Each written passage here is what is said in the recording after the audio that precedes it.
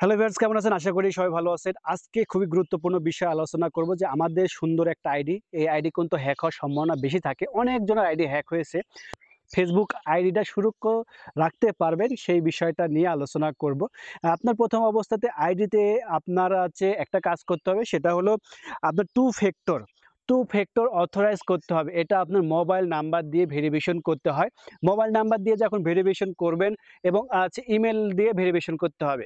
তো ২ টা জায়গায় যদি ভেরিফিকেশন করে রাখেন আপনার আইডিতে, কাউকে যখনই দিবেন না কেন আপনার মোবাইলে ওটিপি কোড আসবে এবং সেকেন্ড অপশনে আপনার জিমেইলে কোড আসবে। যদি আপনার মোবাইল বন্ধ থাকে তো জিমেইলে কোড আসবে। যখন অপর প্রান্তের কেউ যদি আপনার আইডিটা নেওয়ার চিন্তাভাবনা করে, এই ২ টা কিন্তু ১ম ধাপের একটা ধাপ। তো এই ধাপটা যদি আপনারা কাজে লাগাতে পারেন তাহলে আপনার আইডিটা সুরক্ষিত থাকবে। তারপরে কিছু সেটিং গুলো আছে, সেগুলো আমি বিস্তারিত আলোচনা করব। একটু সময় দিবেন, তাহলে আপনার জন্য উপকার হবে। কারণ নতুন বন্ধুরা অনেকজনই আছে, প্রাইভেসি সম্পর্কে আমরা জানি না। ফেসবুকের যে একটা প্রাইভেসি থাকে, সেই প্রাইভেসি সম্পর্কে আমরা অনেক ধারণা নাই কম। ঠিক আছে? তো আপনার আইডি সুরক্ষা রাখতে হলে অবশ্যই এই ধারণাগুলো আপনাকে নিতে হবে। আপনার দেখেন, আপনার ফোন নাম্বার, ইমেইল নাম্বার, জন্ম তারিখ এবং বর্তমানে শহরের যদি আপনি যে মোবাইল নাম্বার দিয়েছেন এবং আপনার জন্ম তারিখ দিয়েছেন, অনেক মোবাইল নাম্বার এবং জন্ম তারিখ দিয়েও আপনার কিন্তু অনেকজন হ্যাক করতে পারে। দেখেন, আপনার মোবাইল নাম্বারটা প্রাইভেসিতে যায়া অনলি করে রাখবেন। শুধু প্রাইভেসিতে যেয়ে সেটিং অপশনে যায় আপনি অনলি রাখবেন এবং আপনার জন্ম তারিখ, সেই জন্ম তারিখটা আপনি অনলি করে রাখতে পারেন। আর যদি মনে করেন না, আমি আমার জন্ম তারিখটা ফ্রেন্ড যারা আছে তারা দেখতে যদি দিতে চান, তাহলে আপনি ফ্রেন্ডস অপশনটা রাখতে পারেন। ঠিক আছে? এইটা কিন্তু খুবই কার্যকর জিনিস। আবার আপনার অনেকজনের অ্যা বন্ধুর তালিকা ও বন্ধু অনুরোধ নিয়ন্ত্রণের একটা বিষয় আছে। আপনি যদি নির্ধারণ করতে পারেন আপনার বন্ধুত্ব তালিকা দেখতে পারবেন। মানে আপনি যে বন্ধু আছে, আমি যে একটা অপশন এর আগে ভিডিও করছিলাম যে আপনি কাকে ফলো দিচ্ছেন, এই অপশনটা যদি অফ রাখেন, আপনার এটাতে খুবই কার্যকর ভূমিকা পালন করে। তো আপনার প্রাইভেসি আপনাকে নিজের তৈরি করতে হবে। আপনার ফেসবুকের প্রাইভেসি অনেকগুলো ফিউচার থাকে। সেই ফিউচারগুলো আপনাকে নিয়ন্ত্রণ করতে হবে। নিজে আপনি যখন সেটিং এ যাবেন, নিজে দেখবেন যে কি সেটিং এ অপশনে কি কাজ করা যায়। আপনি একটা অপশন চালু করবেন, একটা অপশন করে দেখবেন যে এই প্রাইভেসি সেটিং গুলো কি কাজে লাগে।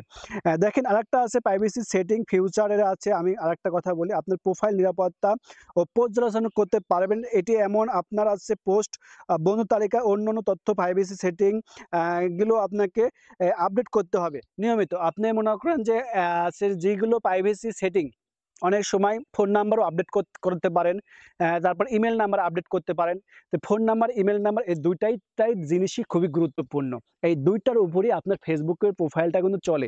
আর জন্ম তারিখ বা যে অন্য যেগুলো আছে, আপনার হোম অ্যাড্রেস, এগুলো কোনো ফ্যাক্ট করে না তেমন। বাট আপনার ইমেইল নাম্বার এবং মোবাইল নাম্বার, এটা খুবই ফেসবুকের গুরুত্বপূর্ণ পার্ট। কারণ এইটা দিয়েই কিন্তু ফেসবুক হ্যাকার যারা আছে এগুলো কোনো নেয়। তারপরে বললাম, আপনার লোকেশন ট্যাগ করতে পারে কিন্তু হ্যাকাররা।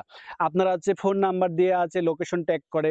আপনি যে কোথায় আছেন সেই লোকেশন ট্যাগ করতে পারে। আপনার হোম অ্যাড্রেস দিয়া আইডি হ্যাক করতে পারে। তো এরকম বিভিন্ন বিষয়টা নিয়ে আপনি কিন্তু আইডি হ্যাক করতে পারে। কিন্তু এটা আপনাকে নিয়মিত আপডেট রাখতে হবে। নিয়মিত আপনি পর্যালোচনা করবেন যে এখানে কোনো সমস্যা আছে কিনা। আপনার আইডি কেউ দিতে পারছে। আরেকটা অপশন, সেটা হলো আমরা বিভিন্ন সময় গেমস খেলি বা বিভিন্ন সময় কোনো অ্যাপে যাই, সেই অ্যাপটা দিয়ে আপনার টুক করে আমার ফেসবুক আইডিটা দিয়ে আমরা ওই অ্যাপটা লগইন করি। তো দেখেন, আপনি অ্যাপটা লগইন করছেন, আপনার মোবাইলে গেম খেলছেন বা অন্যান্য অ্যাপে কাজ করছেন, তখন ওই অ্যাপটা আপনার লগইন করে রাখছেন। যখন কাজে লাগবে না, আপনি অ্যাপটা ফেসবুকে যায়া লগ আউট করে দিলেন। মানে একদম ক্লিন করে দিলেন। তাহলে আপনি যে একটা আদার্স পারসন যে অ্যাপটা লগইন করছেন আপনার ফেসবুকের আইডি দিয়ে, এটা আর লাগবে না কো। তো এরকমভাবে যদি আপনার আইডি যদি নিয়মিত সুরক্ষা রাখতে চান, এই কাজগুলো করবেন, তাহলে দেখবেন আপনার আইডি হ্যাক হওয়ার সম্ভাবনা খুবই কম থাকবে। তো আজকের ভিডিওটা এই পর্যন্তই। যদি ভালো লেগে থাকে অবশ্যই ভিডিওটা সবার মাঝে ছড়িয়ে দিতে পারেন।